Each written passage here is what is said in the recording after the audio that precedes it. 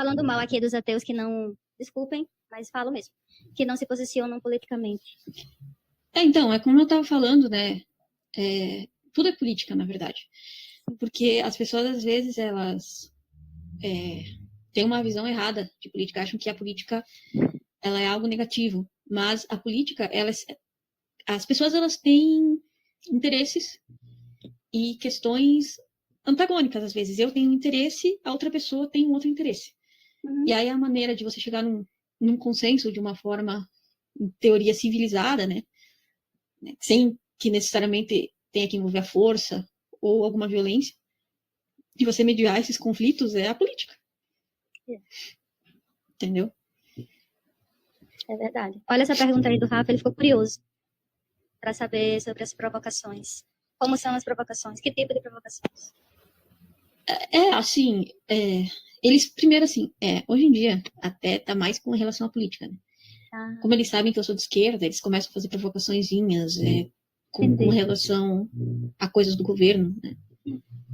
Sendo que mal sabem eles que, apesar de eu ter votado, ter feito campanha, né, enfim, para o governo, eu tenho minhas críticas. E eu acho falando do governo Lula, né? Isso, eu tenho minhas críticas. E eu acho que isso é saudável, porque assim, eu tento justamente a questão dos interesses, né? Porque se a gente não pressionar o governo para que ele faça, qualquer governo que seja, especialmente se tem uma vantagem nesse governo, em detrimento ao governo do Bolsonaro, né?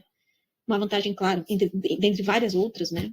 Que a gente já percebe várias melhorias, enfim, na vida das pessoas no geral, mas uma delas é, por exemplo, você ter um diálogo maior, assim, sem ficar, né, porque não existia muito diálogo, zero diálogo com a classe trabalhadora, por exemplo, no governo Bolsonaro. Nesse governo você já tem pelo menos a possibilidade de ter algum diálogo, né? Então, é o que eu falei, a questão da mediação de interesse. Se a gente não pressionar, puxar o governo para um lado, para que ele faça coisas para os trabalhadores, né?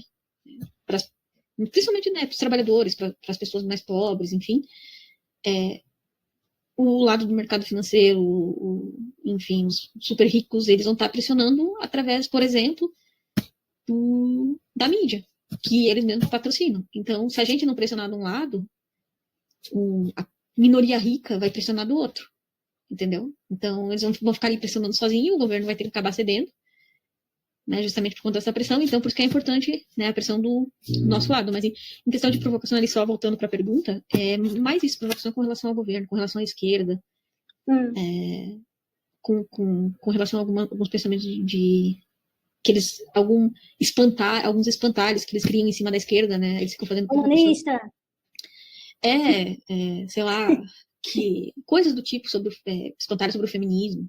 Eles fazem algumas provocações também, porque todo mundo sabe que eu sou feminista. E com relação à religião, eles são provocações normalmente do tipo de, sabe, no sentido de que eu estaria errada e que eu estaria cometendo um pecado. Nesse sentido. Apelo ao medo, né? Eles basicamente isso. Fazer isso. Apelo, vai pro inferno. E aí, esse foi muito onde começou o meu questionamento, por exemplo. Tá, se tem essa questão do medo do inferno, certo? Aí se eles morrerem, forem lá pelo céu e derem de cara, sei lá, com Maomé, eles vão fazer o quê? Eles vão estar tão errados quanto eu, assim, então... Já pensou? Deixa eu agradecer aqui a